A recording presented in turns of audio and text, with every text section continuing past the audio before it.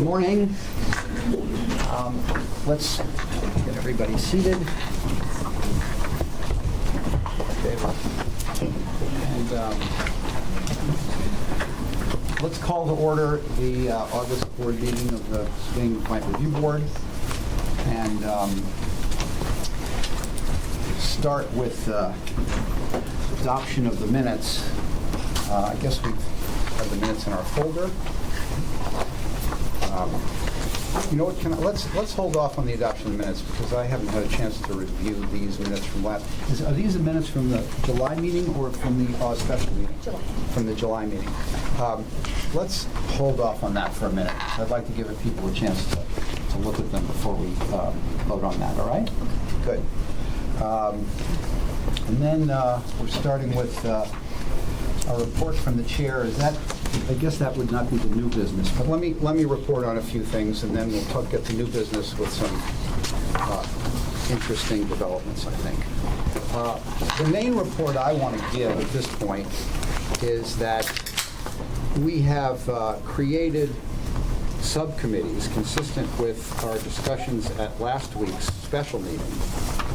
And these subcommittees are made up of a chair from the board, some board members, and some staff members. And they are a refinement of prior existing subcommittees that will address some of the initiatives that we talked about in the last meeting, hopefully coming up with specific policies, rule changes, and initiatives to implement these ideas. And the subcommittees are as follows. And we're going to try and put these subcommittees on a relatively tight schedule where they have deadlines for themselves that they will set for themselves and be approved by me and the executive director. And we'll facilitate this process so it moves quickly, because I really am anxious to make the changes that we are looking forward to and hopefully can make as within a couple of months. I'm aiming for a couple of months to have policies in place that are going to dramatically change the way a lot of aspects of this agency's work is handled. So the first committee is the mediation committee, and that committee is going to be chaired by Jules Martin. And the members will be Jeanette Cortez Gomez, Jim Donnellan from the board, and Lisa Cohen and Rosemary Espinal will be the staff people who will be working on that committee. Is that satisfactory to everyone? We okay with that committee? Everybody's agreed? I hope I haven't drafted people without their consent, but now's the time to speak up if you don't want to do it. Well, I don't think there's a problem per se with the mediation, Yeah. but if it's okay with Jules, I would love to run this group. If Jules wants to Could you co-chair? defer? I'm a soldier. Yes, I'll defer. Let me just say that Janet and Jim and I have worked together for quite some time, so I know her skill set. She's extremely smart and she knows the subject matter. Good. And I would be happy to be a part of the committee, and I'll work just as hard as if I was the head. I really appreciate your stepping up and saying that you'd like to do that. That's great. Absolutely. Thanks a lot. Great. And I'll join in what Joel said. I think that's a good idea. Okay. Well, you were just a soldier anyway. So. But thanks, Jim. Good. That's perfect. Mr. Chairman, maybe Yes, sure, I may Tony. be ahead of you a little. Sure. In looking at the members on each of the committees, Yeah. I don't think we have one from each of the three classifications that we come from. In other words, police representative, a city council, and a mayoral. I think on some of these, and I could be wrong, but I think they're You're right. Was that done on purpose? Or, No, it wasn't done on purpose. This was done, these committees were selected by people who either volunteered or because we thought that they would be good. We asked them, and I do think that, I'm just trying to shut my phone off here because I don't want it to go off. I do think that for these purposes, for development of policy and rules, we don't need to have the usual composition of of panels. we just are doing this by availability, by inclination, and by volunteerism. And everything in this that comes out of this is going to be a subject for each board member to comment on before anything is implemented. Nothing is going to happen here until everybody gets a chance to either go along with it or object or refine or be constructive about it. So I think in that vein, in that spirit, we don't need to reconstruct them consistent with the way the panels are constructed, if that's all right, Tony. Yeah. Good. And Tony, in totality, all of the board members are on a subcommittee. Some are on more than one, Yep. but the entire board is constituting the makeup of the committees. So the second one is the complaint priority intake. And the subcommittee chair is Al Grant. Members are Tony Simonetti and Bishop Taylor from the board. Staff members are Jane Safuni, John Darsh, Marco Soler, Dennis McCormick, and Roger Smith, all of whom are very much this is a very important committee, and it seems to me is a lot of subtlety to this process. And I think it's going to take, and by the way, for these committee meetings, I really don't think everybody has to be there. I want to move this forward. If somebody can't be there, the chair should move these committees into action. People can participate either by phone or by Skype, or they can follow up with emails and learn what was done in the committee and catch up. But I don't want this held up because of scheduling problems. I want to move the process of this. Obviously, the end of August is a tough time to get things started, but certainly in early September, we can have a very lockstep process to get this thing done. What we've called COPSTAT, that is the evaluation of types of complaints by geography, by nature, and by precinct or member, by special command or other subcategory of the police department. That subcommittee is going to be chaired by Tony Simonetti. The members will be Dave Liston and Joe Puma, and the staff will be Marco Soler and Dennis McCormick. Mr. Chair, Yes. would we consider another title for that committee? Well, that's all in play. And Okay. what do you want to call it? Well, I haven't decided yet, but I got a lot of people looking at it. Right. You know, The New York Post didn't like it. Excuse The New me? York Post didn't like it. I don't like it because it kind of implies we're looking at negative things about cops. My view is I'm agnostic on the name as long as it conveys what you're doing. Yeah, okay. Well, and we'll bring it back to the board. Sure. The next one is the CCRB ComStat. In other words, the internal evaluation of processes within the CCRB and where resources have to be focused in order to avoid backlog, avoid any roadblocks in the processes of investigations and adjudications. That subcommittee is chaired by Rudy Landon. The members are Dr. Khalid and Dan Gittner, and the staff is Brian Connell, Dennis McCormick, and Laura Eden. Public Reports Subcommittee already exists. Jim Donnellan. Members are Youngik Yoon, Mr. Yoon, and Tony Simonetti. The staff is Marco Soler and Linda Sachs. The Investigations Committee already also exists, and they're going to do work on reformulating, redesigning the investigations process, and it's going to have a lot of overlap, I think, with number 2, complaint priority. And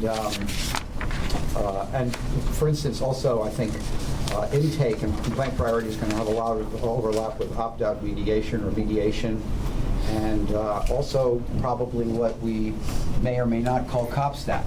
So there's going to be a lot of overlap. In fact, there may be times when the committee chairs believe that joint meetings should take place, depending on how the actual writing of the policies and rule changes are taken into effect. In any event, investigations is the current subcommittee, which is Dan Gittner. Members are Al Grant and David Liston, and the staff is Dennis McCormick and Nina Mickens. Outreach, committee is chaired by Bishop Taylor. Members are Joseph Puma and Dr. Khalid. And the staff is going to be Carmela Johnson and Jessica Long.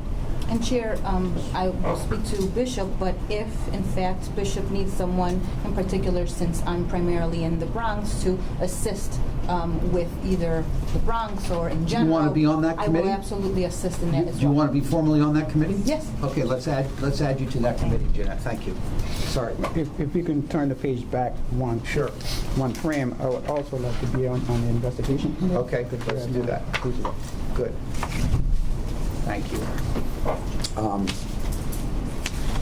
Thanks a lot. All right, and then we're also going to create a committee we didn't talk about last time that came out of a conversation that I had with Dan Gittner, which we're going to call a Sanctions Guidelines Committee, where we're going to try and rationalize and, to the extent possible, and even perhaps coordinate with the PD where appropriate. So we'll determine where that may become appropriate. What kind of predictions, we're not going to call it sentencing guidelines because that's not what it is. But I think some sense, Dan, is of what kinds of things deserve what kind of responses from us, and especially that also I think will overlap to some degree with what we've called COPSTAT so far, because I think that'll guidelines change and respond to conditions and circumstances. So that's going to be a very interesting and difficult, I think, committee, but a very rewarding one, I hope, if we could come up with something that gives panels a sense of how they should operate once they decide there's a substantiation. Right. That committee is going to be Dan chairing. Members will be Joseph Puma and Rudy Landon, and the staff will be Tracy and Denise Alvarez. So that's the idea of trying to structure some significant changes. In that regard, I want to follow through. I didn't ask you this, Tracy, but we had basically all agreed that we were going to have rotating panels for looking at cases once they've been fully investigated.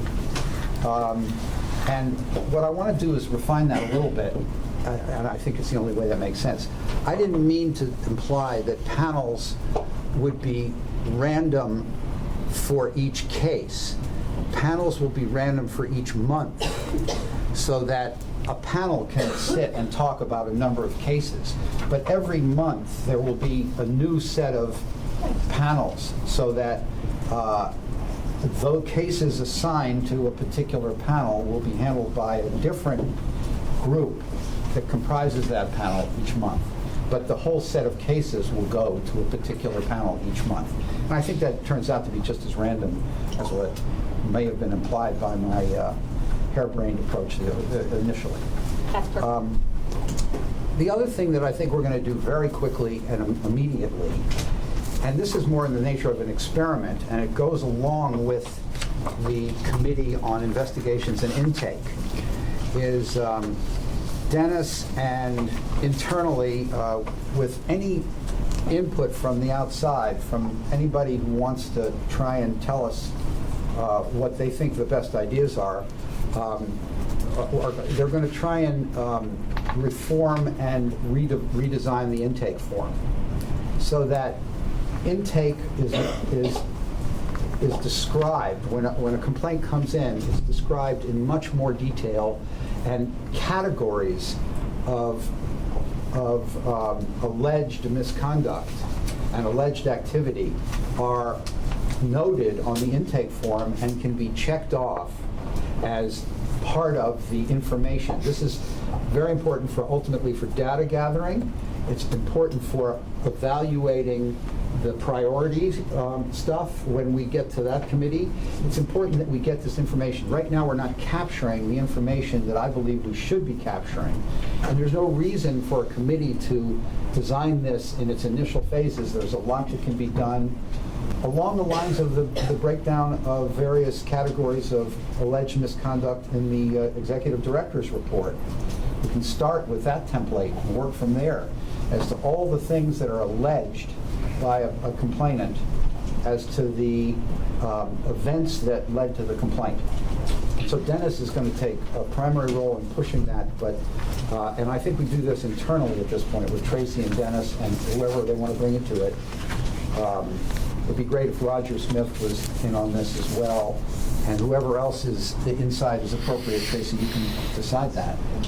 But it strikes me that we should be changing that quickly. And I again emphasize, if people have ideas, Chris and others have ideas about the specifics of what we should be capturing in the initial complaint, I would like to have those so that we begin to redesign this intake form in ways that are helpful to refining what we know about the initial complaint at the earliest possible stage so that evaluation and resources can be devoted appropriately to the complaints that warrant them right from the beginning.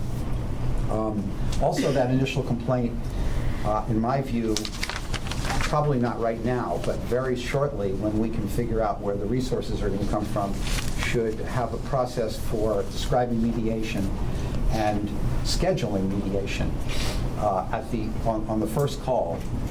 Maybe that schedule will hold, maybe it won't, but we're going to do our darndest, especially when the police officer is identified, to schedule mediation up front and have the resources to hold to that schedule so that mediation can be undertaken within literally 2 or 3 weeks. There are ideas about capturing information for mediation that we have, but we'll talk about that separately. So I can also just report that the chokehold, maybe Tracy will talk more about this, the chokehold study is in progress. I hope to have it for distribution by the first week in September. And I think prior to that, we should have the video, bystander video, the video discussion, the report ready for distribution, hopefully by the last week of August or thereabouts. And Tracy may want to say more about that. But I think that's all I have before your report. Thank you, Mr. Chair. Good morning, everyone.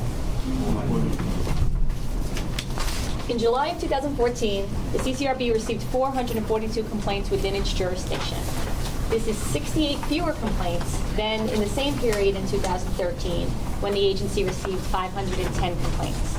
The total intake for the month of July in 2014 was 1,218 cases. The board closed 465 cases in July, a total of 2,907 year-to-date. In the first 7 months of this year, the board closed 1,078 full investigations, including 155 substantiated complaints. Year-to-date, the substantiation rate is 14.4%. In July, civilians and officers mediated 14 cases. Year-to-date, the agency has mediated 95 cases. In July, the agency closed 18 cases as mediation attempted, and for this year, the board has closed 101 cases as mediation attempted. The numbers for June 2014 were adjusted as we've reported in the past. We initially reported 517 complaints, and now we can report 488 complaints. The numbers in total for the year were also adjusted to reflect this. The total number of complaints received from January through June is 2,703, not 2,739 as originally reported. And again, the reason for that is that when the complaint comes in initially, we act on the allegations as we see them at that time. Sometimes when a complainant comes in and gives a full statement, we determine that it is not within the agency's jurisdiction. So there are changes that are reflected in our numbers because of that. The detailed monthly statistical report includes 2 forms of reporting, as we've been doing for the past few months. The first report on page 8 is the truncation rate, and the second report on page 9 is the case resolution rate. And again, the significant difference in those two is that the complaint withdrawn cases are included within the case resolution rate, whereas in the truncation rate, they're separated out. From January through July, the amended truncation rate, excluding cases closed as complaint withdrawn, as I said, was 47%. Within the same period in 2013, the truncation rate was 57%.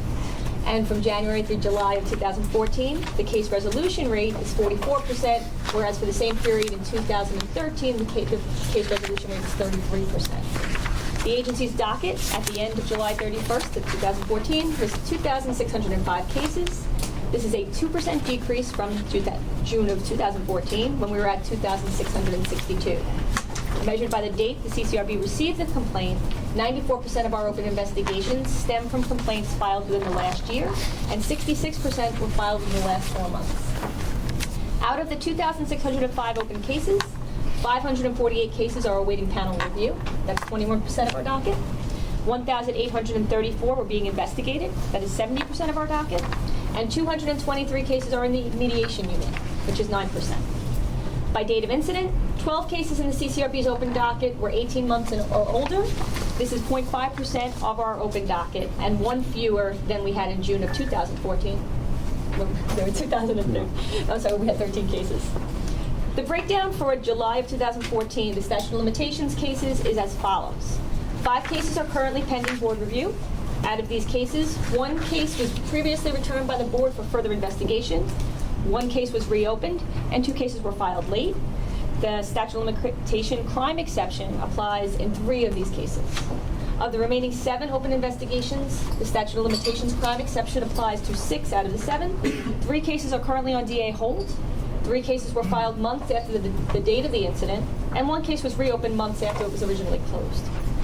In June of 2014, the NYPD closed 3 substantiated cases involving 4 officers. Of these 4 officers, 1 was found guilty and lost 3 vacation days. The department declined to prosecute 1 case against 1 officer, and the statute of limitations expired in 1 case involving 2 officers.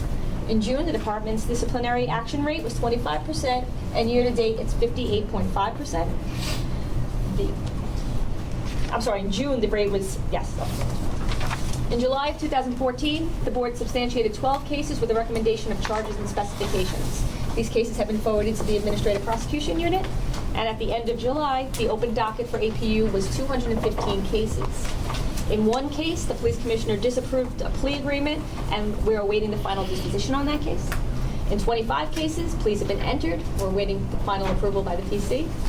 In 3 cases, a trial verdict was rendered and is awaiting approval by the police commissioner.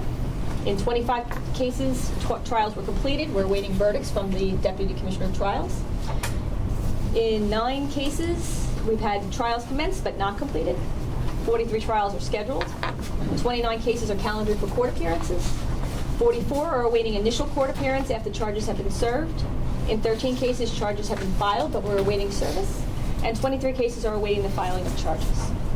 The police commissioner finalized 2 APU pleas in July of 2014. In the first case, the police commissioner was consistent with the plea agreement and imposed a forfeiture of 15 vacation days. In the second case, the respondent entered into a plea agreement with APU in which he agreed to plead nolo contendere to the unlawful stop of a person and accept the forfeiture of 5 vacation days, but the police commissioner disapproved the plea and dismissed the charge against the respondent. The APU statistics also reflected 1 additional plea finalized by the police commissioner in June of 2014, but was not previously reported. In that case, the police commissioner accepted the respondent's plea of guilty, but increased the penalty from 8 to 10 forfeited vacation days. In July of 2014, the police commissioner retained 1 APU case and declined to take any disciplinary action against the respondent. Last month, we reported that the police commissioner had retained a 2-respondent APU case, but we did not report his final determination with regard to the penalty. We now can report that the police commissioner has ordered both respondents to receive formalized training from the department's legal bureau regarding automobile searches. In terms of an update on the studies, the chokehold study is continuing. There are a number of cases that are being reviewed by staff, and I have to highly commend our staff for the hard work they're doing. They are virtually reviewing all audio, all statements made, and to provide us with a full and complete report for the chair. We're hoping, as the chair indicated, to have that by the first week of September, if not the last week of August.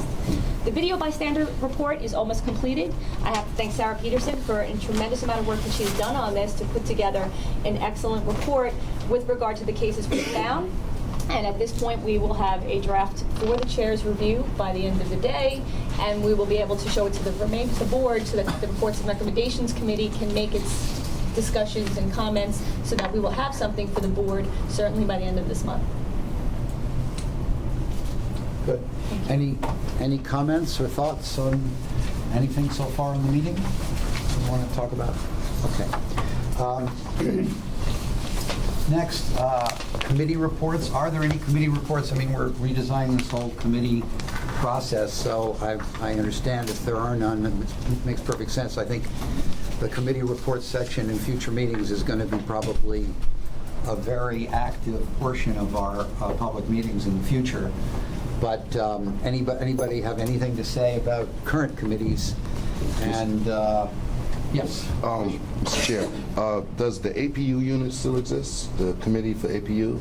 It does. It just wasn't part of the changes, although I'm about to say something, as make a proposal that I'm hoping the board will adopt, which directly affects APU, although it wasn't subject for the committee. Okay. But it may be that the committee will have a lot of say in the wake of what we're about to talk about. No, I just didn't see it on the list. Right. No, I'm not suggesting, yes, you're right. It's not on this list. The APU committee is a standing committee, and it remains. Okay. All right. There's been nothing done by the board to abolish it or change its composition, so I assume that we are standing by the AP committee. Okay. Mr. Chair, committee. these are your subcommittees, I think, Right. that you wanted to start implementing and you wanted the board to approve. Right. I think that the committees that existed before, such as Operations, APU, the IT committee, are still in existence, and there's been no change.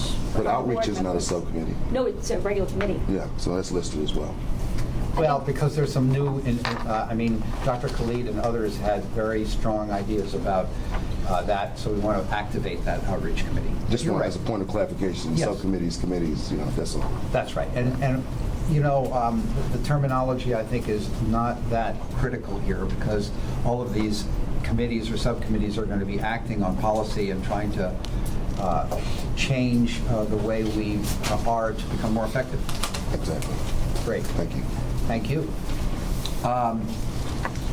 Well, in that vein, are there any committee reports from the standing committees that have not been discussed as subcommittees prior to earlier in the meeting?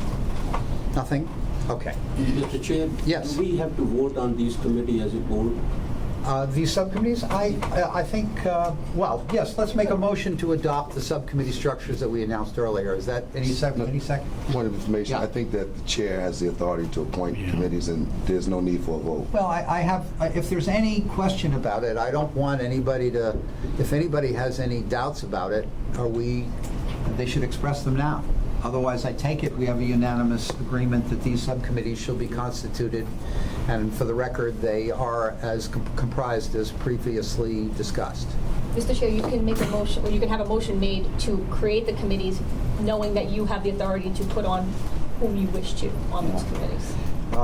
I don't think it's necessary at this point, right? Well, let's do it as a matter of formality. Anybody No, want I to think- move the subcommittee? I would suggest, I think it's an important power that the Okay. chair has, and I'm not so sure we want to create a precedent where every No. time you want to create a committee, Right. you have to go to the board. Exactly. And I think so long as it's understood that these subcommittees exist, but they don't necessarily replace existing standing committees, as you've said, Yeah. to my view, that's well within your discretion. All right, let's leave it that way and not do a committee. I don't want to set a precedent that dilutes my power. Mr. Chair, I just wanted to mention two things. The chair, we met with the Deputy Commissioner of Trials, Rosemary Maldonado, myself, the Chief of APU, Laura Edited, and the Deputy Chief, John Darsh. We met last week with her and her staff, Captain Muglia. It was a very productive meeting, and we discussed different ways that we can work to create a more formalized and efficient process within the courtrooms at 1PP. The chair also met with the executive staff with the new IG, Phil Ure. I don't know if you want to That's right. discuss that, but we did have a meeting with the IG and his deputy in order to discuss the agency operations, to inform them of the goals of the agency and the direction we're moving, and I believe that was a very collaborative, productive meeting as well. Well, I think actually, isn't it, if I'm not mistaken, under Local Law 70, the creation of the IG, there is a mandate to cooperate, but we don't need a mandate. We're going to be completely transparent with the IG. We're going to be supportive in every way possible. We'll figure out ways that he has access to our data as long as it doesn't compromise individuals' privacy interests. And he will have, and his office will have, complete and utter cooperation from every aspect of CCRB. Okay, so new business. The first thing that I want to discuss under new business, maybe the only thing, I don't know, we'll see how this develops, is I had a 2-hour meeting last night, yesterday evening, with the police commissioner and the entire upper level staff that handles disciplinary processes in the police department. All of us agree that this system is baroque, I guess would be a word that you could use. It's too complicated, too crazy, too confused, not by definition because it's so complicated and so, the word is messy and unpredictable in certain ways, but we all agree that it needs change and reform. And to that end, the police commissioner agreed, and the staff agreed that they're going to put together a small group, and we're going to put together a small group that will be a group of Dan Gettner, myself, and Roger Smith, who will meet together to look at trying to rationalize the entire interaction between CCRB and discipline, so that it is understood that CCRB discipline is first-class discipline, not second-class discipline, as compared to discipline within the department and the IAB discipline, and that we are trying to figure out ways that are going to be much more transparent to everybody and clear to everybody how and the decisions are made with respect to discipline. That's going to be a project that I hope will go parallel to all these other projects that we've got underway, but it's going to be, I think, an incredibly important communication so that the CCRB can begin to get the kind of respect from the police department that, in my view, it has not had in the past with respect to its decisions on the facts and its sanctions recommendations. And the whole point here is to try and have the police department ultimately give much more deference to the processes of this agency because the processes of this agency are worthy of that deference. So that goes along with all the reforms within this agency, we hope, that will create credibility in the police department, and the police department will then view us as not as an adversary, but as a viable and collaborative form of discipline that comes from the citizenry, that comes from the community, and that's fair to cops and fair to complainants. And that therefore it will be a change of attitude towards the recommendations that come across the street from us to the PD. I think it was, the spirit of the meeting was great. Let's see whether it will translate into meaningful change. But I do think that Commissioner Bratton feels that this whole disciplinary process is broken and is bent on fixing it and making it more, first of all, transparent and more rational at every level. He wants to serve the purpose of making sure the community gets its due response when it makes complaints, when people make complaints, that they get appropriate responses. And he also wants to make sure that cops are treated fairly so that morale is not destroyed by what sometimes cops sometimes believe is an unfair disciplinary process. Obviously, this will never be perfect, but it's something that I think can be improved immensely. In that vein, any comments about that first before we Mr. Chair, just a question. It seems to me, at least, that it would be important to have someone from the APU at these meetings, our prosecutions unit. Yeah, They're very much right. a part of the sanctions. They'll be making plea negotiations related to them.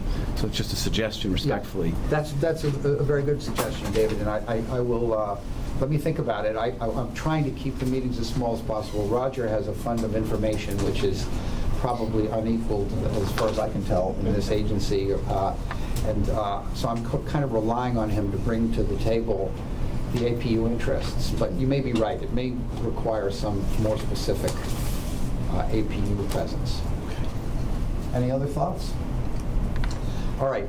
At this point, I wanted to introduce a proposed resolution for the board. That is something that came out of the meeting last night, and I think it's a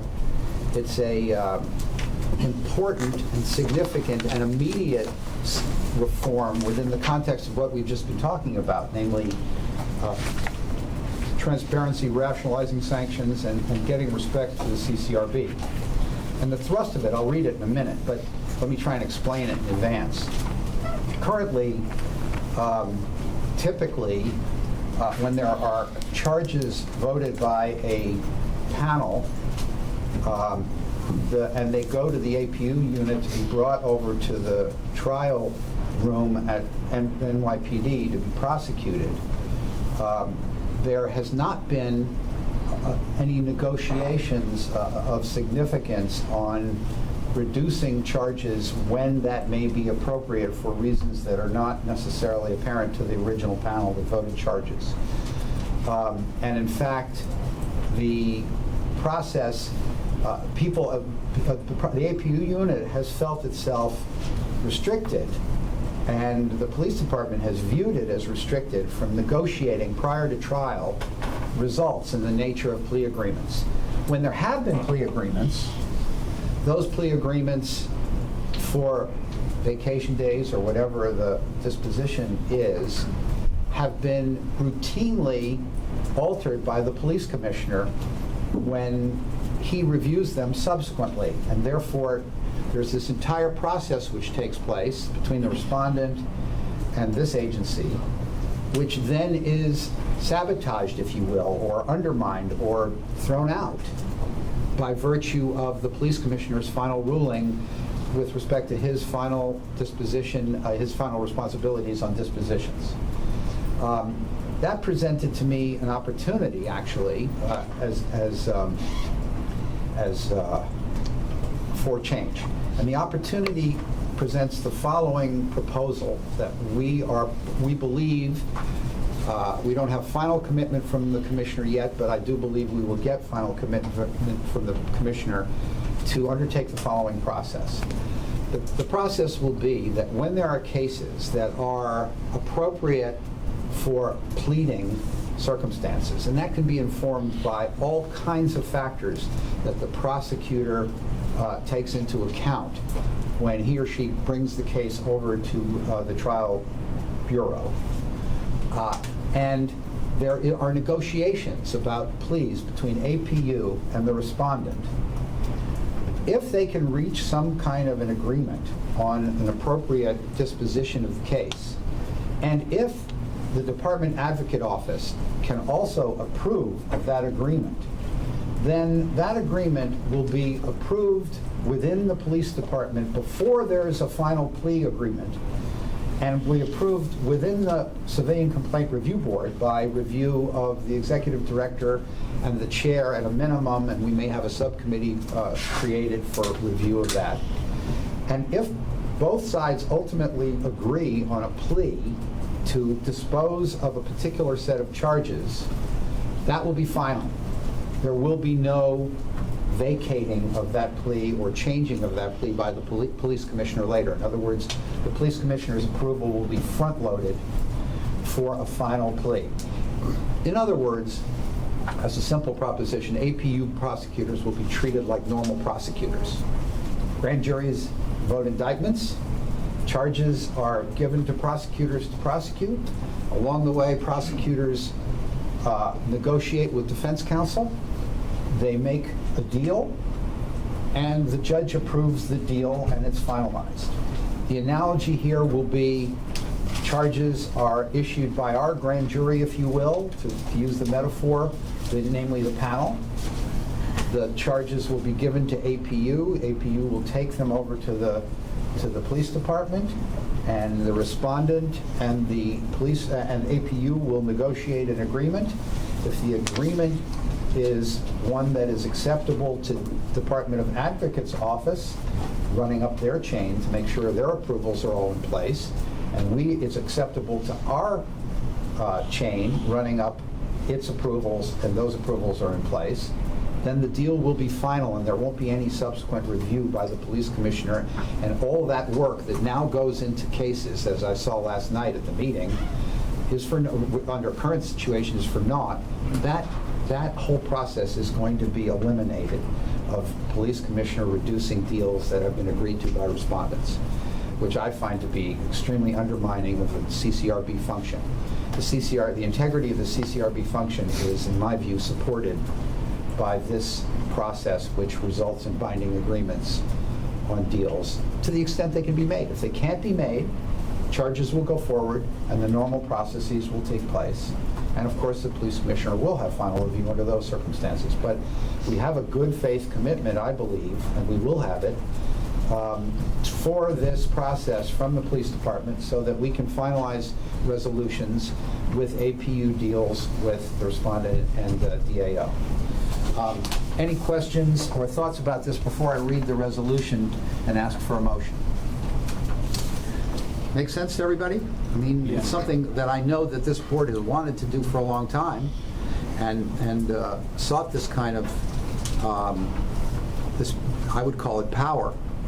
I'm glad that there seems to be receptivity for it. And I think having previewed it a little bit with members of the board in certain contexts, that there's a lot of support for it. So what I propose is a resolution which says the Administrative Prosecutions Unit shall have the authority to negotiate pleas before trial, including the dismissal of charges with the offering of reduced dispositions, including but not limited to instructions, command discipline, and a negotiated penalty.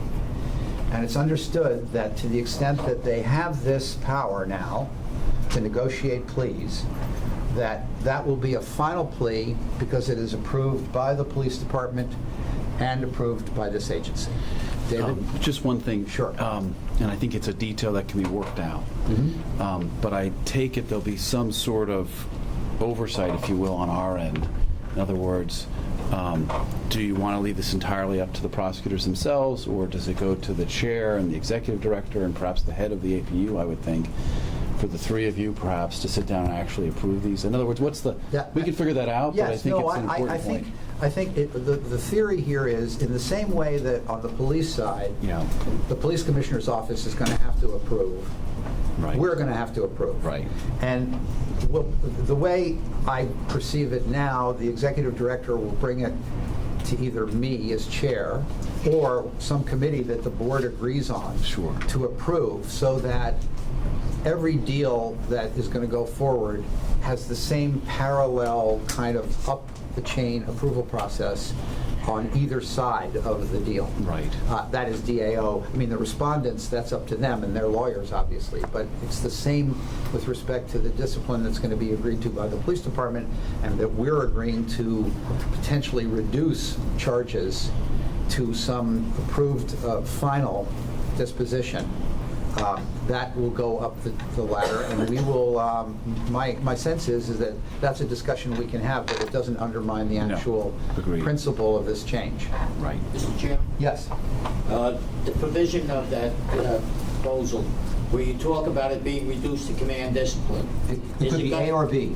Yeah, that's my question. Yes. They're going to specify A or B because the level of penalties are different in both Yes, 5 days or up to 10 days, up to 10 and up to 5. Right. Yeah. So they're going to be able to specify Right. type of command. That's right. The plea will be specific, and of course it'll have to be done in open court in the trial room, and when it's finalized. I think with the understanding that, and the details will be worked out, that there'll be some, as you mentioned, some level of internal review, right, and some, I think, transparency and reporting are very much the hallmark of what you're trying to accomplish.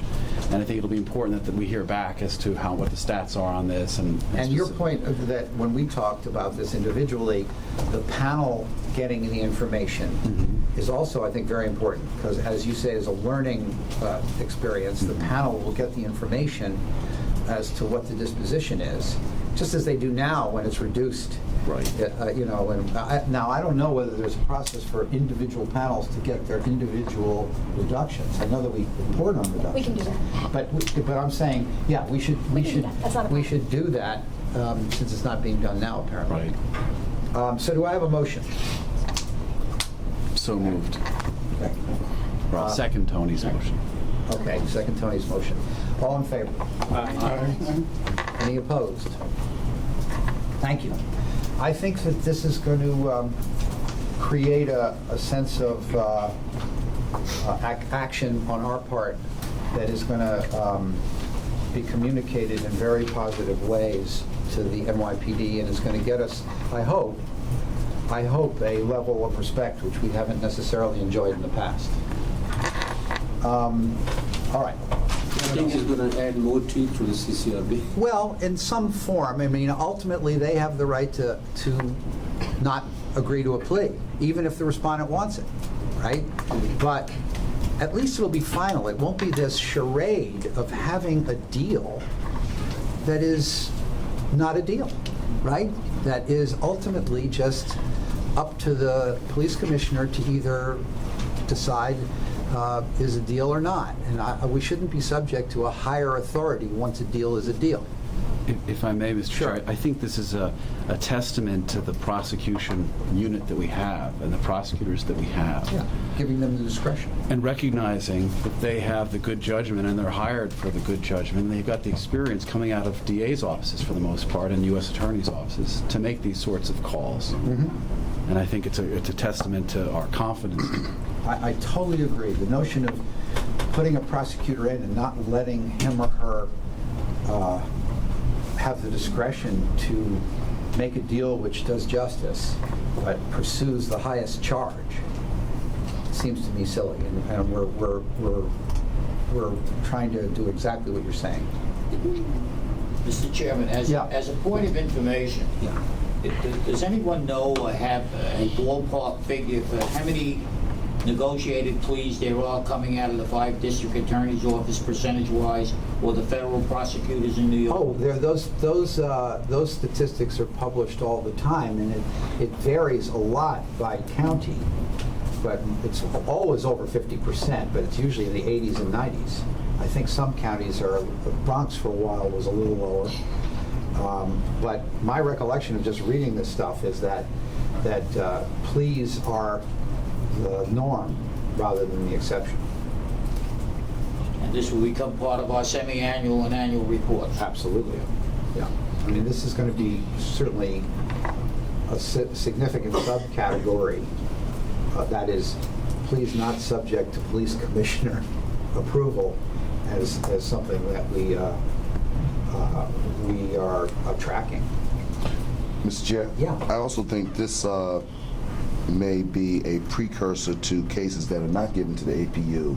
If there's some kind of mechanism that can be developed or devised to finalize determinations on cases that are not recommended for charges, so that they're not kicked back.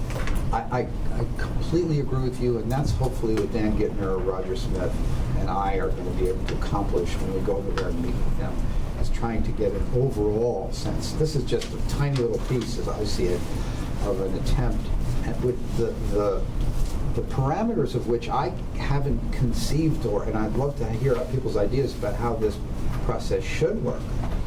But I haven't figured out how it should work, even in my own mind, for purposes of discussion. I'm completely at sea on this because it's so ridiculously complex, and there's so many factors sort of playing into this, and then there's this ultimate overriding authority which makes everything, all this work, kind of meaningless. Right. So we have to come to a system where discipline is discipline, and it's not just some kind of recommendation to a higher authority. That's the goal. Exactly. Now, how you do that exactly, when that higher authority clearly has the statutory right and the underlying right to do that, it means that Commissioner Bratton or any police commissioner has to buy into a different process. Right. But that seems to me to be something that we're going to try and explore. You know, that's the idea of looking at this thing. It's the old, right, it's the very regrettable Vietnam metaphor. Sometimes you have to destroy the town to save it, you know, which is terrible. But it's kind of like maybe we should be starting from the ground up. Mr. Chair? Yes. I think this is excellent and definitely in the right direction.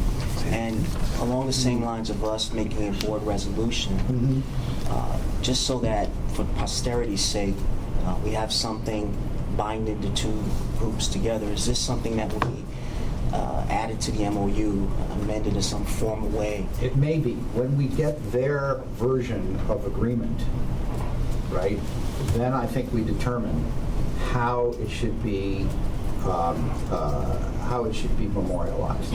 And it may be the MOU, it may be just a memorandum of understanding, but it has to become part of the culture for it to really work, right? I mean, we're not going to be here forever, and we want these kind of changes to be here as an institutional change so that prosecutors get the responsibility they deserve, and that they should exercise as a matter of justice. Thank you. Any other thoughts at this point? All right, so now that we've put all this out on the table, let's hear from people here in the room. I'm going to go by the list if I can, and then if other people want to be added on the list at the end, we'll certainly allow that to occur. Jose LaSalle is the first person who wanted to talk. Yeah. Yes, Mr. LaSalle. Once again, hi, my name is Jose LaSalle. I'm the co-founder of Cowboy Patrol Unit. We've been active for approximately 3 years, and we patrol, well, I have guys patrolling all 5 boroughs, and now we are in patrolling the 120th precinct because of the issue. Regardless, I put a lot of the guys that I do have available there. Basically, our problem and our issue is, and has been with CCRB, is we ourselves, we file complaints when we walk around with patrol guys as well, and whatever we see officers doing that they're not supposed to be doing, they're using a phone or doing what they target people for outside in the street for, spitting, basically everything they target people out there. We also file complaints against them. We filed it to CCRB and let CCRB send it to whatever area they need to send it to. They're going to deal with it. I myself filed close to 30 complaints. A lot of them is not, I mean, it takes 3 to 4 or 5 or 6 to almost a year before they even come out with any type of decision. The majority of the time, even when everything we basically have, we have video, we document it with video. So it's not like we don't have video to show and prove that what we're saying is exactly what happened. And a lot of time it's even overlooked by the CCRB. Hoping that now that Emory is here, maybe y'all take a different position on making sure that these things are evaluated a little more closer than it has been evaluated. Another thing that we have is that nothing has stopped within the community info. People are still being harassed every single day. When they file a complaint to the CCRB, CCRB calls these people back. And a lot of them feel like they're being interrogated over the phone because they're asked like 1,000 questions. If there is another method, just invite them down here, have them come with whatever evidence they have, and let them speak to y'all here instead of speaking over the phone. Because it's pushing a lot of people away. Because we get a lot of those brothers and sisters out there coming to us telling us about that. And another thing is that I want to talk about is dealing with your position, or your new position now. A lot of us in the community and a lot of police brutality activists, we feel that since you and Commissioner Bill Bryan had a relationship in LA, you as his lawyer, we feel kind of uncomfortable of how independent you're going to be in making your decision, especially since you and Bill Bryan had some type of relationship in the past. So we're very, very, very, very afraid that there ain't really much going to change because of that. That's one. And also dealing with how about creating some type of committee that involves the community that's really affected? Because I mean, it's sad for me to be here, and I don't see nobody in the community that's affected here. This is supposed to be a public meeting. Maybe the timing is wrong, or maybe it's purposely done so people in the community won't come. I don't know. But you know what I'm saying, this is just me just putting it out there. So maybe somewhere along the line, y'all should have these type of meetings taking place at a time where people in the community could actually come. Because people have to work, and it's very hard for a lot of people, especially in poor community, that are affected by police brutality, police harassment. They're dehumanized every single day, left traumatized every single day, for them to come and be part of this, because they have kids and they have to work. So there's somewhere along the line, y'all have to be flexible enough to allow the people in the community to be part of this, because early in the morning at 10 o'clock, you're not allowing the people in the community to be part of this. And one last thing that I do want to emphasize is that another thing is the district attorneys in these precinct community meetings, they send a district attorney there to sit among these meetings. Because I go to these meetings and I'm trying to change the environment and have the people in the community come and complain about issues of dealing with police harassment, things of that nature. Maybe you could have someone from your board or assign someone to also be at these committees, so if people has an issue, they could come and talk to one of y'all. You know what I'm saying? So if y'all was to do something like that, I think it would start changing the environment of how the relationship between CCRB and the community is. Because the relationship between CCRB and the community is not as y'all might, you know what I'm saying, believe that it is. People do not trust y'all. People believe that y'all toothless, because everything that y'all actually have done has not really put the fear or let these officers know that if you do something wrong, you're going to be held accountable. And there's no ifs or buts about it. Y'all do not send that message out there. So when we have police officers, which we recorded hundreds of videos, and every single day we record videos, police officers say to themselves, you know what I'm saying, CCRB, they're a joke. I ain't worried about them. You know, and these are things that's captured on videos. I mean, I could give y'all my website where all these videos on the YouTube, and y'all can see it for yourself. And not something that I'm making up. All right? So there got to be somewhere along the line where y'all have the strength and power or the ability to to show these officers that y'all not playing around. That y'all actually got the people's back. Y'all not just here creating some Hollywood type of scene just so people could know that y'all exist, but actually something that will produce actual, they will actually, people will feel comfortable say, I believe in the CCRB. But in reality, ain't nobody in the community had no faith in y'all. So somewhere along the line, y'all have to correct that and give us that faith that we need to be able to have faith in y'all. Let me just say a couple things. Obviously, we want to have the faith of the community and earn it.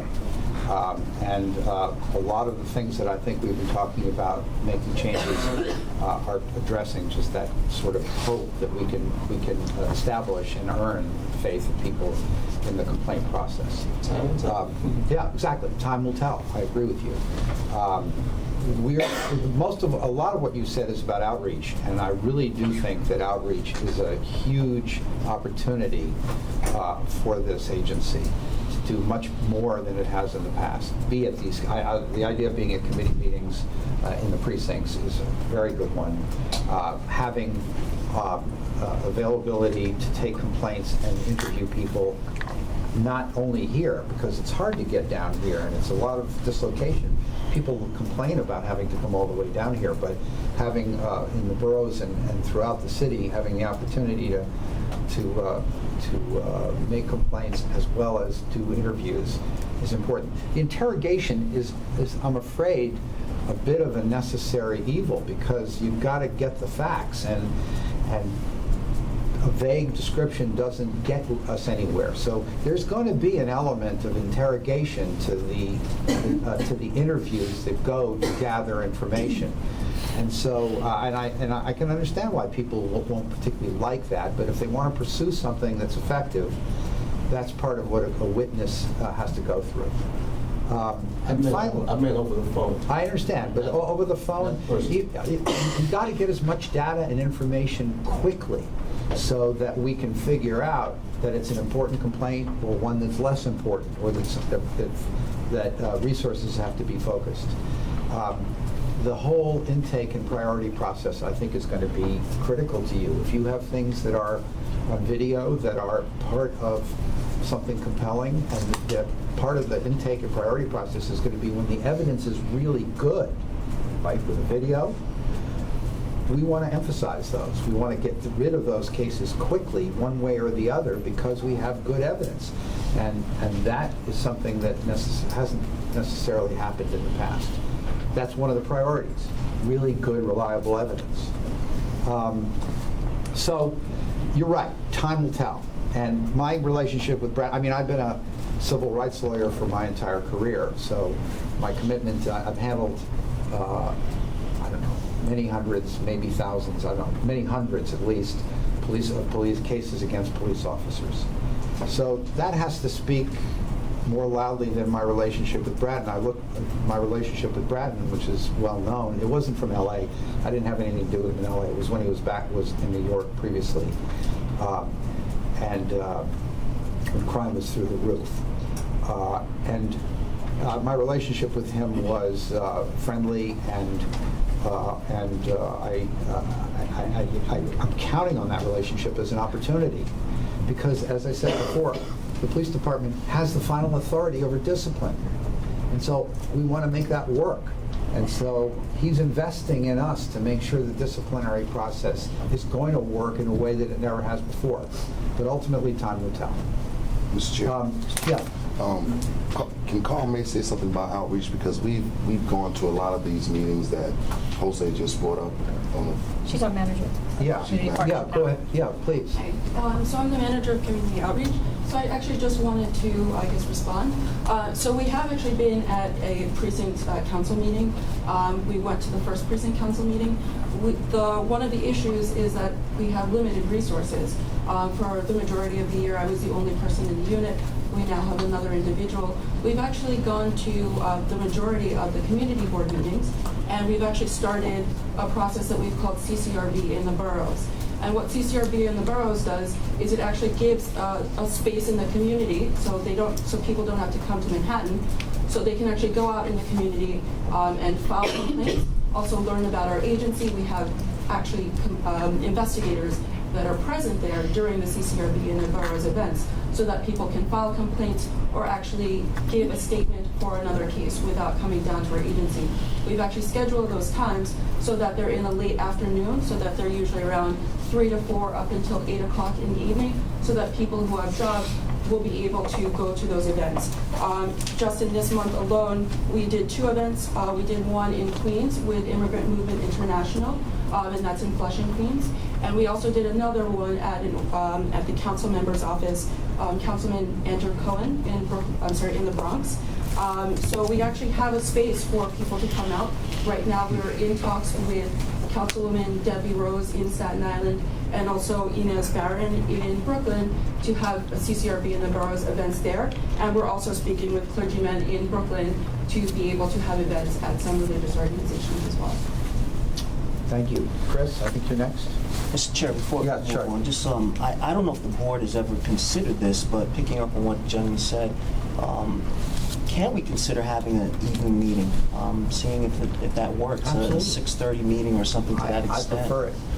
I would like to do it that way, and I think we should have meetings in the boroughs and other venues. I mean, Yeah. I think Dr. Khalid is going to lead us in that regard, and we're going to make a lot of, look, my dream is to have, I don't know if this makes any sense at all, but my dream is to have CCRB vans, right? Where if they go to the places where geographically we've determined the most complaints are coming from.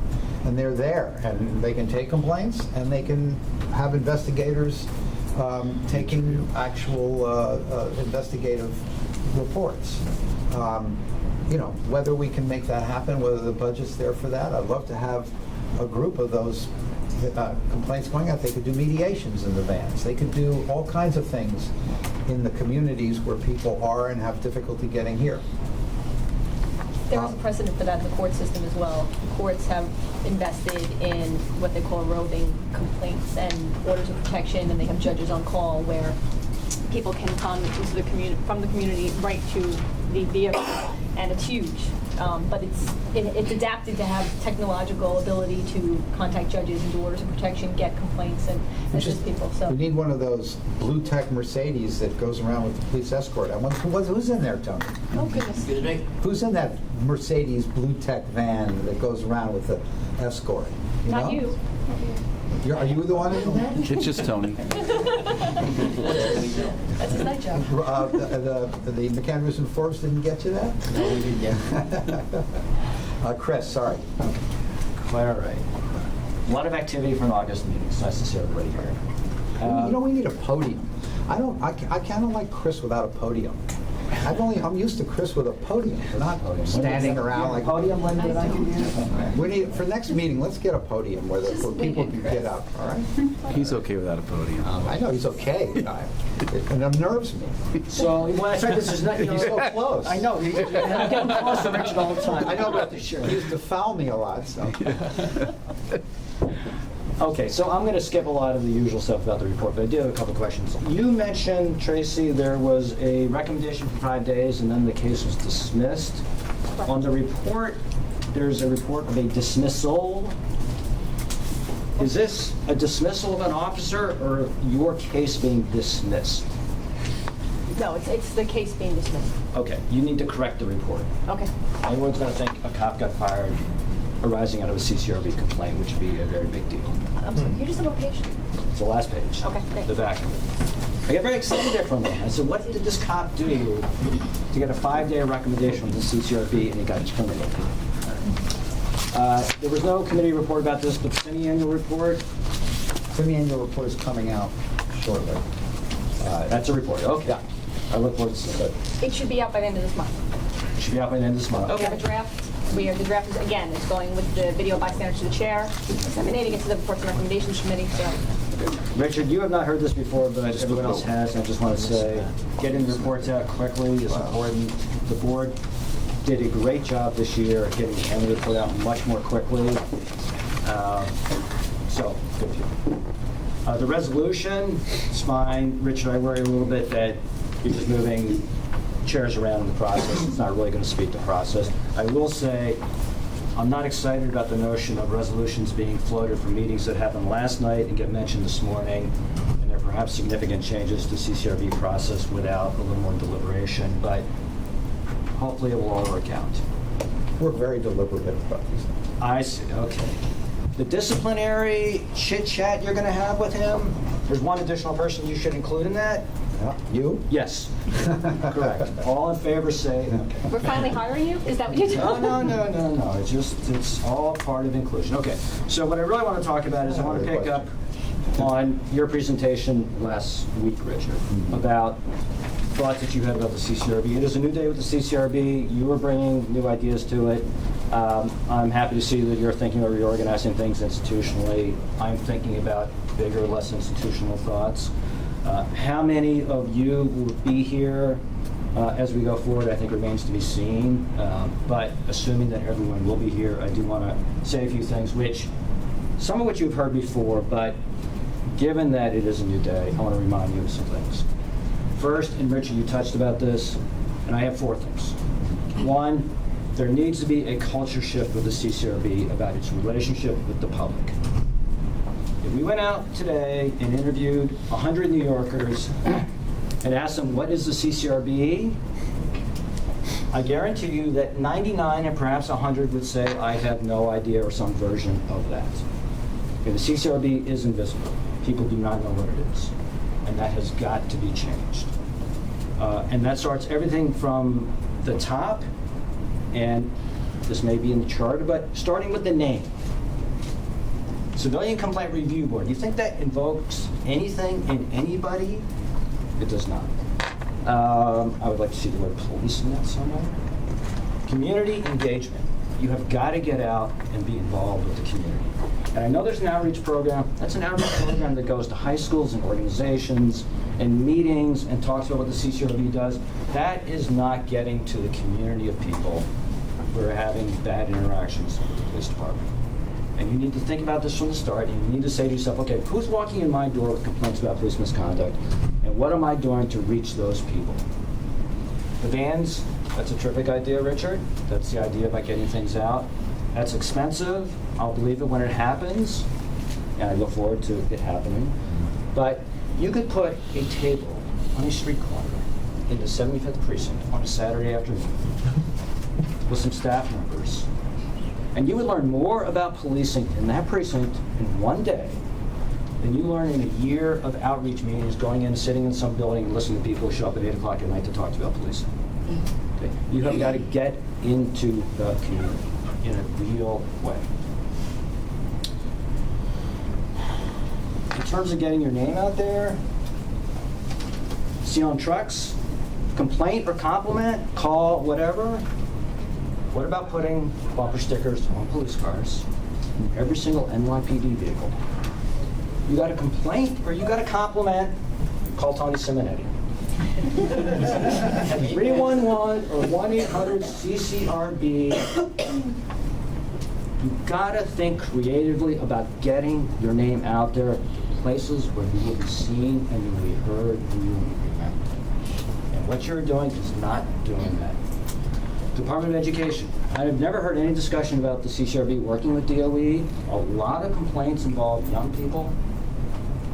The DOE might actually be able to play a significant role in helping young people understand they can come to this agency and get help.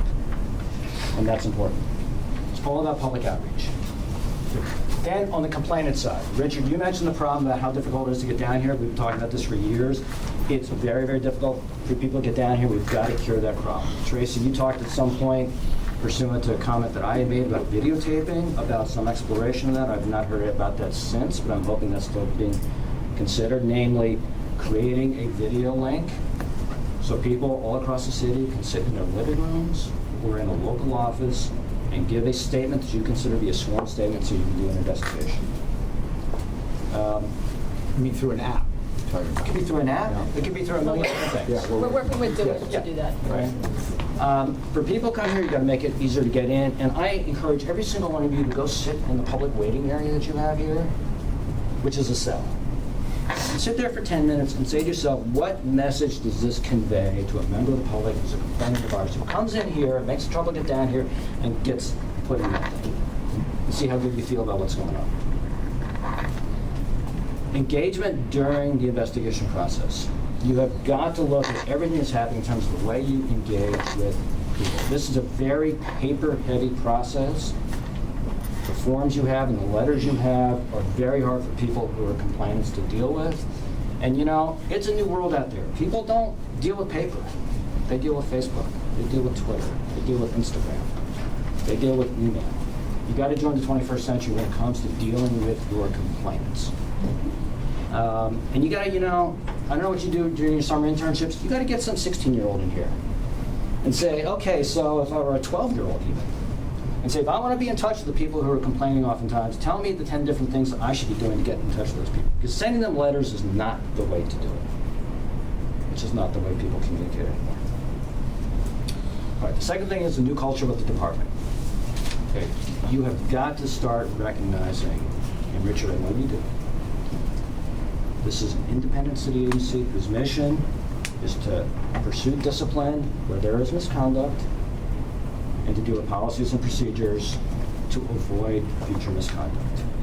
You are an independent city agency. You have got to get much more aggressive in dealing with the department. And I understand, Richard, the idea of having a good working relationship with people, and I actually pride myself on having a good relationship with the police department most of the time. That doesn't mean we don't sue them.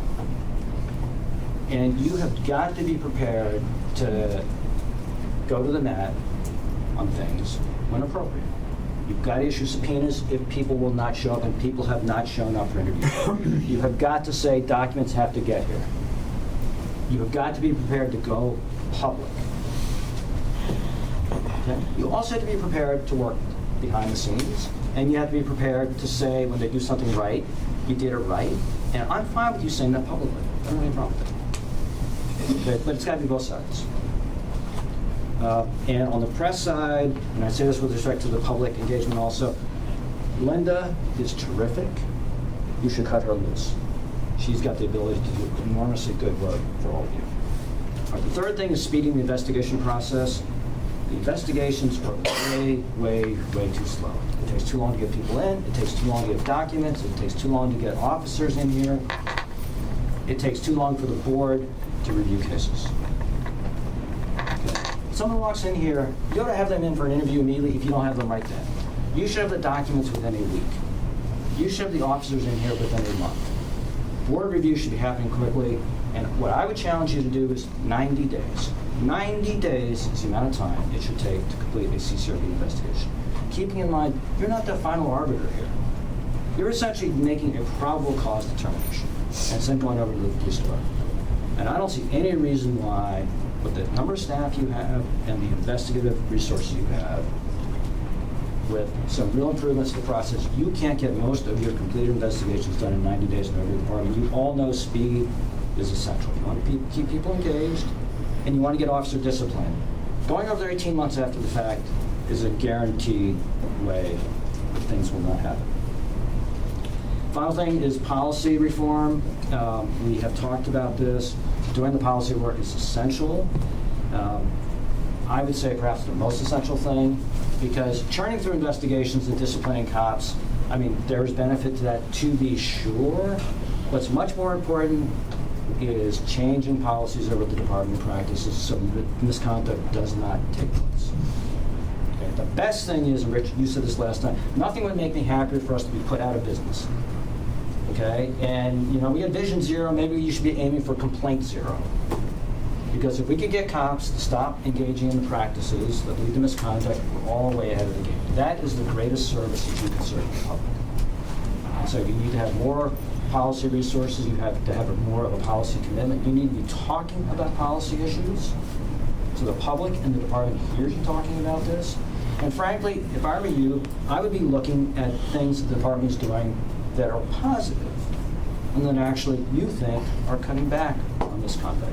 I don't expect you just to be complaining about the department. I think it is fine and good for you to say, you know, we're seeing certain things in complaints, and it tells us 10 different things are happening with the department that actually we think are good things. It's good for the department to hear that, it's good for the public to hear that, and it's good in terms of your role. So those are the 4 things in terms of big picture issues that I think you need to be doing, and we look forward to supporting your work in that respect. Thanks. Can I ask a question, Mr. Bell? Sure. What do you mean when you say, just in terms of investigations, speeding the investigations, that is your view that all we're doing is essentially making a probable cause determination? I'm not sure that's accurate, or maybe or it's not simple as technically accurate because these are not criminal cases. No, well, put aside whether it's criminal or not. But what do you mean by probable cause? What I mean is you are not the final arbiter of these complaints. Right. You're making a determination, trying to substantiate it or not, whether or not it's more likely to happen or not. And then it's going to go to somebody, and for instance, if we're talking about charges and specs, there's going to be a trial. Okay, so by probable cause, you don't necessarily mean, you mean more likely than not. Yes. Okay. Yes. Yeah, I'm sorry, Dan. You're right. I don't mean to calibrate a particular standard. What I'm saying is you, in substance, are making a preliminary ruling that, yes, you believe misconduct happened such that a more formal process can take place. You and I agree. I understand. Okay, thank you. All right, we have, sorry, I got the list here. Mr. Brown, John Brown. He just stepped out for. Okay, well, let's go to the next person, then he can come back. We have Talia Ahmed. Talia Ahmed.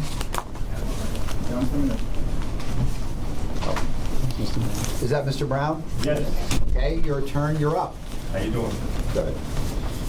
First, I'd like to thank everybody, all the commissioners, Ms. Fox, Ms. Emery. I got to come up here. I spoke to Ian Bassett on the phone. Oh, you did? To the mayor, and also Ms. Fox and Rebecca Lynch, to all the workers out here and everybody else. I just want to say hello. I haven't been down here in a few months. This is my son, John Brown. Mr. Emery, you have never seen this. That's my son. This is my son after the police drug him on the ground in 2011.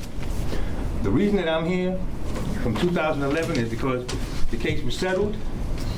The city settled with, of course. Was after money. The reason that I did this was at the beginning, very beginning, was to find out who the police officers was that did this to my son.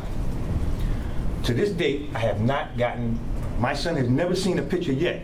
We have never seen pictures, contrary to what anyone says, of these officers that did this to my son. His arresting officer was Brian Clavell from the 23rd Precinct. We have never seen a picture, an up-to-date picture of him, of his partner who arrested my son's friend. We've never seen a picture of him because we know that he's the one that punched my son first and then went on to my son's friend. So that's why they do that. Police officers do that when they want to confuse you, okay?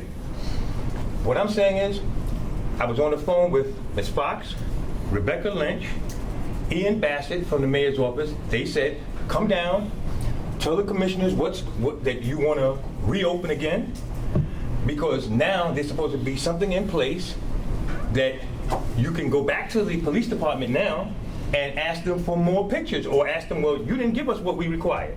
That's why I'm here, because I'm asking the board to reopen, let's get these pictures, because there's supposed to be progress made. Let's get these pictures so that we can find out who did this to my son.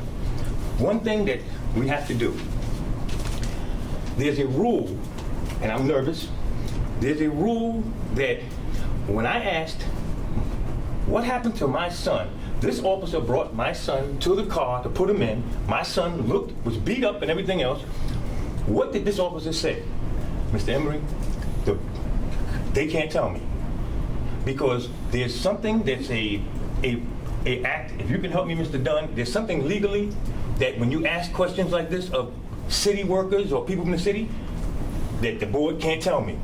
I can't find out, what did the officer say happened to, when y'all question him, the investigator, Miss Otero or whoever did it, what did this officer say happened to your son? We can't tell you that. What kind of investigation is it that you go to somebody and ask them, what happened to your son, and they tell you, we can't tell you that? Then you want to know why the public does not have confidence in something like this? See, I understand the provision because you want to, maybe because they're undercover cops or police officers or city workers, whatever the rule is, but when they're accused of a crime such as dragging my son on the ground and stomping and kicking him, shouldn't that go out the window? It should go out the window. It's obvious to everybody. You should have to answer this question. What happened when you had this, when you were the arresting officer and you had his son, how did his son's face get like that? And you mean to tell me you can't answer that? Something has to be done about that. Anytime a charge is brought against an officer that's a serious charge, then that protection that he has should go out the window. Otherwise, they're all going to hide behind that. The other thing is, I gave this case in April 30th, 2011. I have not seen pictures yet. My son has not seen pictures yet of these officers that supposedly were his arresting officer and the other officer. We have not seen up-to-date pictures, because what I find is that you don't have them. You don't have them, because when his investigator, Miss Otero, I asked Miss Otero, when was these pictures taken? I can't tell you, Mr. Brown. This is the investigator from the CCRB telling me I can't tell you when they were taken. The supervisor from that unit, I called him. Do you know when these pictures were taken? I can't tell you. I don't know. The police department provides the pictures. We're investigating the police department. They're providing the pictures that you see. There is no guideline like, and then I found out later, 2 to 5 years, that's when pictures are taken. Are you kidding me? Do you know how much people change from 2 to 5? I mean, if you go from being a regular officer in the street, which the pictures that were shown to my son, 14 months later, after this incident, 14 months later, they showed him pictures. The officers were genetic. None of them had no beard, none of them had no long hair. These were undercover officers, right? So you know how they looked. They didn't look the way that the CCRB showed them to look. That's wrong. That's depicting people. You're looking, how many people have come probably and looked and sat down to look at a photo array of police officers and the picture is not there because they don't look like that no more, because it's 2 to 5 years before you change pictures. That doesn't make any sense to me, Mr. Emery. It doesn't. This is a bad problem here that I found here. I mean, we don't have accurate pictures of how police officers look. They change the way they look. When they become undercover, we know that they change the way that they look. So when you showed my son those pictures 14 months, even 14 months after the incident, how do you expect him to pick out somebody who's not there? Thank you. Thank you. We have Talia Arrington. Hello, everyone. Like he said, You didn't say if you were going to, do y'all tell me if you're going to reopen the case, or do I have to wait for a letter? Mr. Brown, you have to put it in writing. You have to put it in writing, and then it'll go to the executive. It's actually what the chair.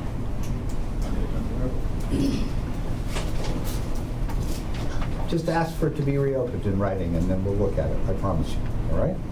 Thank you. I'm going to do that right now. Good. Thank you, Mr. President. as both men stated, nobody knows what the CCRB is. How I found out about it was through Google, and it was me basically being fed up with all the videos I saw on Facebook of cops beating up people. There is no trust when it comes to people in neighborhoods with police. They don't feel safe. They feel if cops are going to stop them, it's going to lead to something extra. I've watched videos where cops are putting people in chokehold and people are fighting them, not because they want to fight the cops, but they're afraid of being put into that position. I just feel that something needs to be done as far as discipline towards these cops. Vacation days is not enough. If somebody breaks the law, regardless of your position, you should be held accountable. That's it. Thank you. That's the list. Sir, this gentleman first, and then come to you. Thank you. Sir? What's your name? Arthur. Arthur, are you, sorry, you decided you wanted to talk. Okay, that's fine. Good morning, board. Good morning. It's good to see many of you, or all of you, be nice. And, you know, you move to a different place and you look well, and you definitely made an improvement from the first place I ever came in contact with you, which was in Lafayette Street, where they had, as I recall, pictures of Phil Caruso that hung around the building.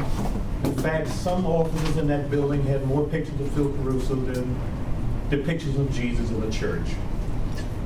So I really commend, you know, the board. I'm going to try to have faith in you. But I've heard a few things you said this evening, or this afternoon, that I want to talk about. Mediation, I had mentioned one time before. I see you're up a little bit, but mediations will always be low. Many of you on that board are lawyers. Lawyers tell their clients pretty much, do not bother with mediation. Mediations are a joke. So they don't go to mediation. That's why you had 18, or I look and I see 14. It'll always be small. Your unsubstantiated numbers are a hell of a lot higher than your substantiated numbers. That will always be too. This young man had mentioned earlier about people being interviewed and the way the case is done.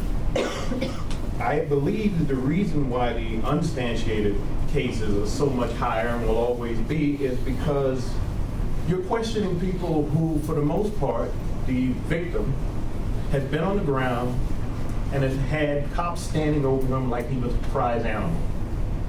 He's handcuffed, he or she.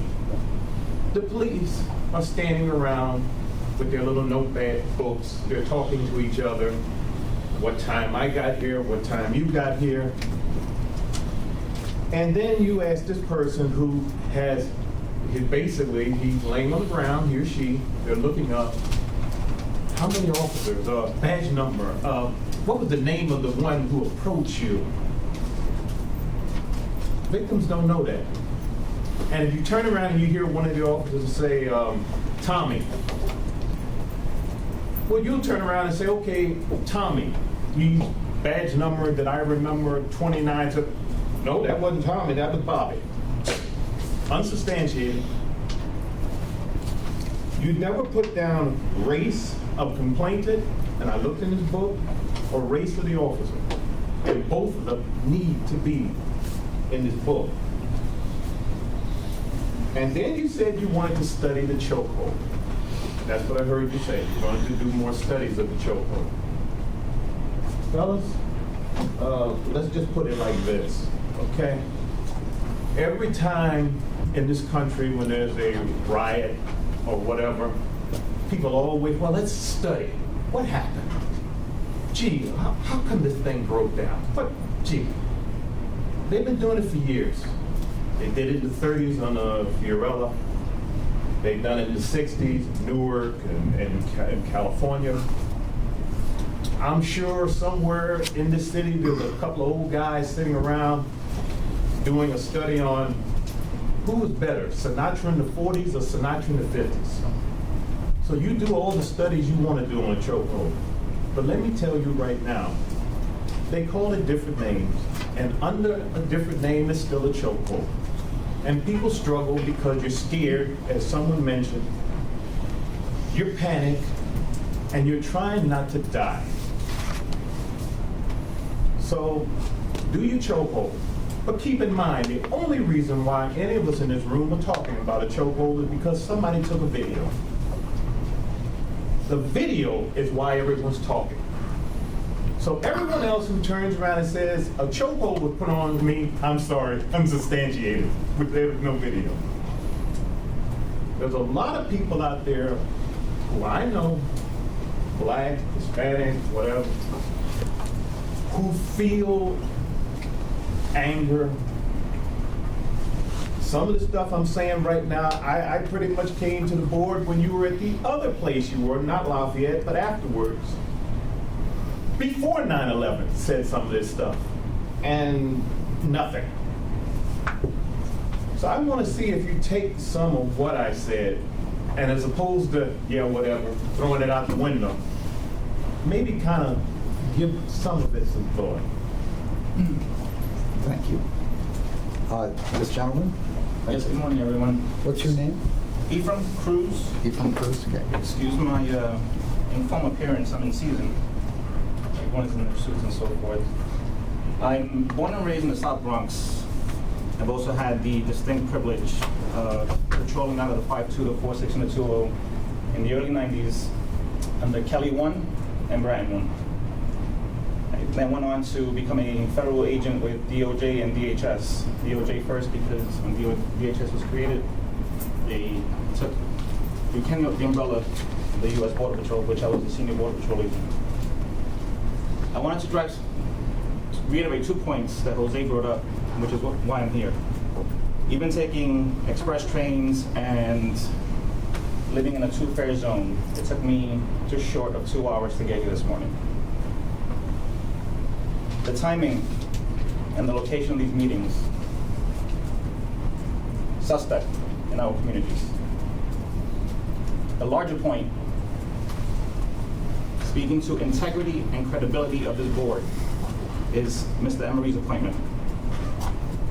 That he remains as chairman, and that the board has not made a motion to ask him to step down, speaks to the lack of credibility and integrity of this board.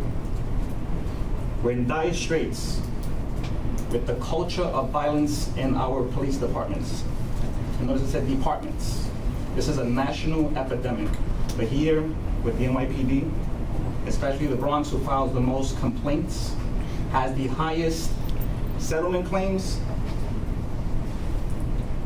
Is it too late to make that motion right now to ask this man to step down because of his palling around in close relationship with Bratton? His own words, having a first-class meeting, closed door meeting with Bratton last night, is highly suspect, sir. I feel very unsettled right now just even having to raise this issue to this board. The timing, closed door meetings, the history between Bratton and Mr. Emery. You're very laid back, literally and in language. I watched the last meeting where a gentleman, I think it was Michael Myers, if you call the name right, spoke and addressed some points. You called them bankrupt, you said they had no merit. And here I was listening to this gentleman. I'm not sure what his history is attending these meetings. This is my very first one before the board as a Bronxite, but someone who understands the inner workings, the culture of the police department, and also law enforcement, not just on a city level, but a federal level. When I went fed I took with me the broken windows theory, but applied it internally within the U.S. Border Patrol, because if you can't check what the police department considers small acts of corruption with its officers, you can't get to preventing the chokehold murders because of the ridiculous disciplinary actions that are handed down. A day suspension, a week suspension. Ridiculous what's happening. I can't stress it enough. Why can't we have that motion? Why can't, as a New Yorker, as a citizen, not as a law enforcement officer anymore, make that appeal to the board that you guys right now, we're having a meeting. Who motions that? How can you guys do your work with integrity and credibility if you as board members allow the very head of your entity, who has a long-standing relationship with the people you're supposed to supervise or investigate and hold accountable? There's no credibility, folks. No credibility. Is that something that we can do? Because I can't go back to the community and tell folks, you can take that body seriously. It's laughable. It really is. And I came here 2 hours, one way, to individually look you guys in the face and ask you, challenge you. How can you take the board seriously with a sense of integrity? Never mind urgency, but I hear all this subcommittee, committee, all this busy work. We can't address the fundamental issue that's anchoring your ability to be effective. His appointment. This is right here, what I'm displaying to you is policing your own. I did it within the PD, I did it with the feds, policing your own. When you see something that doesn't look right, and that's what it is, Ms. Demery, just the appearance that you're here undermines the work of the entire board. Enough said. Anybody else? Yes, sir. Hi, my name is Matthew Christian. I'm representing West New York. Can you speak a little bit louder? I'm sorry. Sure, sorry. I said, my name is Matthew Christian. I'm representing an organization called Bust New York, which advocates for syphilis reform. I have a couple of questions. Excuse me, about I'm sorry. Can you come up here? Sure. Do you mind? I'm sorry.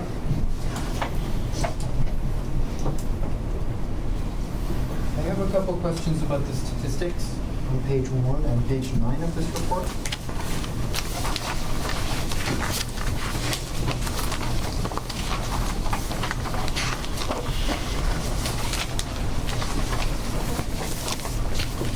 So you state here that you had 465 total cases that were disposed of in some way in an investigation or mediation. That's correct? Yes.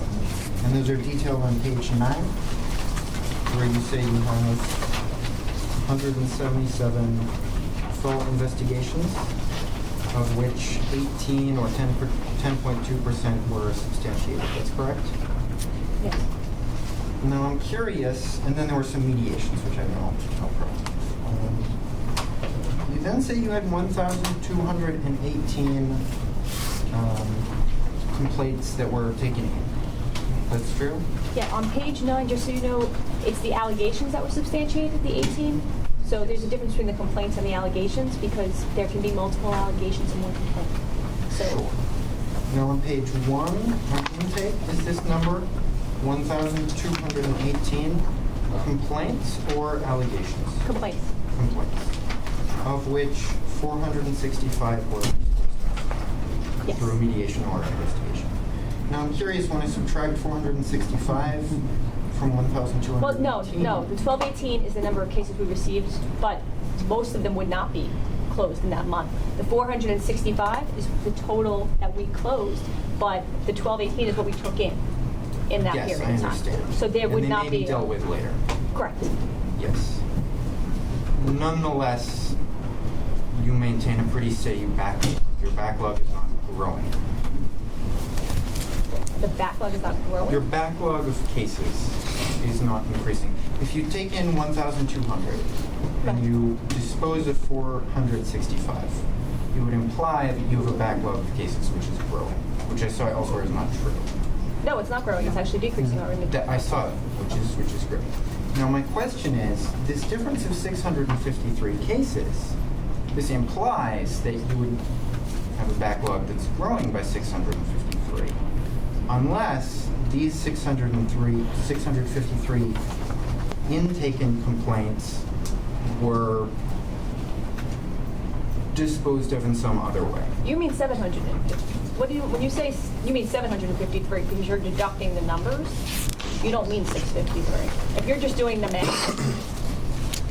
Is it 753? Well, just the subtraction. I'm not agreeing with any of the suppositions I'm sorry, made, it is 753. but I was just wanted to be clear. I did not major in math. 753. Are there any statistics on what happened to those 753 cases? Yes, but they're pending. There's two different categories of cases. The 1218 are brand new cases that came in the month of July. The 465 are an entirely separate inventory of cases that are within our total docket, totally separate from that 1218. So the 753 number is not, it's a good math, but it's not in any way correlating those two numbers. You have to look at our total case load, which is 2605. And what we're saying is that 2605, out of that, 1218 complaints were received in July. We have a total caseload of 2605. And that in the month of July, the board closed 465 cases. All of these numbers are entirely independent of each other. I understand. Nonetheless, it is true that cases come in and they are then dropped in some other way than full investigation, other investigation, or mediation. Is that correct? Yes, there are three ways that cases are disposed of. Correct me if I'm wrong. They're fully investigated and disposed of through a board process. Yes, they are which is mediated listed. or they're truncated. Wait, can you just repeat what you said? Just They are. one person at a time. They are. Referrals out. They are.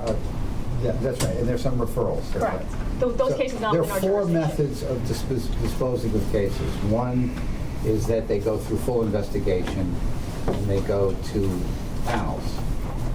Two is that they are mediated. Three is that they're referred, small number. And four is they're truncated because for whatever reason they are not, the complainant doesn't proceed. It takes too long, or they give up, or they're whatever. That's a whole area we have to focus on. But I think you're focusing on the truncated cases.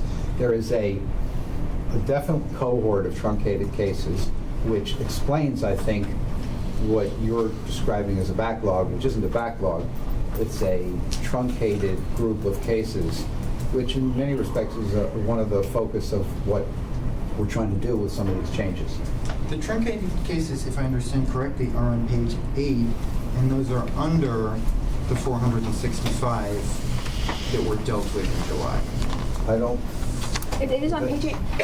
I don't mean to bore you with statistics. And maybe No, I like statistics. I can just give you the concept here, which is that Great. the impression that some of us have, and I think Jose mentioned it, is that calls come in or complaints come in and are then found to not really be worthy of an investigation, and that they then essentially I don't see any documentation of what happens. I see this very extensive documentation of the end process where things go to APU, they go to trial, there's a maybe reduction or increase of the penalty by the commissioner, but I don't understand why apparently the majority of all the cases that are telephoned in don't really appear in this report, and we don't really see why most complaints coming in don't move through the process.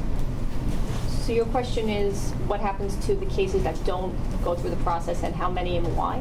Is that yes? essential? And whether there's documentation in this report. There is. I mean, all of the statistics are there. We also do a semi-annual report and an annual report that discusses the breakdown more extensively of why cases don't proceed. It would be a long conversation. Tracy, can I suggest something? Sure, of course. What I think is the confusion here. Of the 1,218 cases I got, 776 were outside of the jurisdiction and left the CCRB and someplace else. That's where the cases They're went. referred. So the only actual intake the CCRB had was 442 cases. Right. I see what you're saying. So someone calls and says, we don't like the hot dog vendor on the corner, they don't take the complaint, they send it someplace. It's referred, okay. Well, that's interesting as someone who's filed a CCRB report that was referred. One of mine was referred to Internal Affairs. And I then never heard back from Internal Affairs. That's the gist of my question, is why things get telephoned in and then they apparently go nowhere. And I understand statistically what's happening. It's just troubling that things do come in and don't seem to progress. That's the gist of it. Okay, I think we are going to adjourn and go into executive session to discuss a couple of cases that need full board review.